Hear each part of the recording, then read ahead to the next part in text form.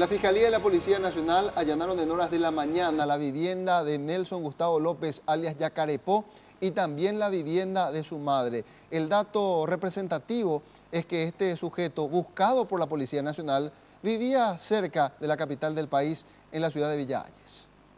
Con las primeras luces del día, efectivos del Departamento de Delitos Económicos llegaron hasta la vivienda de los padres de Nelson Gustavo López González, más conocido como Yacarepó, ubicada en Villa Hayes. Allí encontraron algunos documentos de personas privadas de su libertad, tarjetas SIM de teléfonos celulares y documentos de varios vehículos. Ya con esto que estamos llevando acá y con lo que vimos, vamos a analizar y vamos a trabajar conjuntamente aquí con mi compañero. Posteriormente, la comitiva se trasladó hasta esta casa, donde Yacarepó convivía con su pareja sentimental Mercedes Rivero y sus 2 hijos, distante apenas a 1 cuadra de la vivienda de sus padres.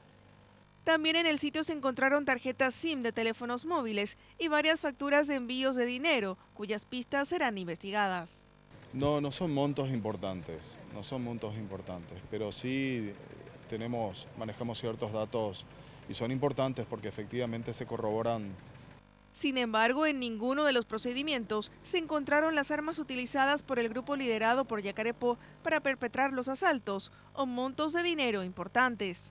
Siempre es importante las evidencias que recolectamos en cada procedimiento. En este caso buscábamos más evidencias como ser armas de fuego que son utilizados, armas de grueso calibre como es de público conocimiento. A través de las filmaciones se nota evidentemente las armas que utilizan.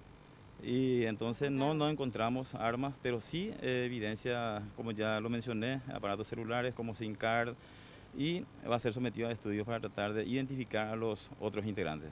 La abogada defensora de Nelson Gustavo López criticó los allanamientos calificándolos de incoherentes e improcedentes, debido a que el mismo se encuentra con muerte cerebral.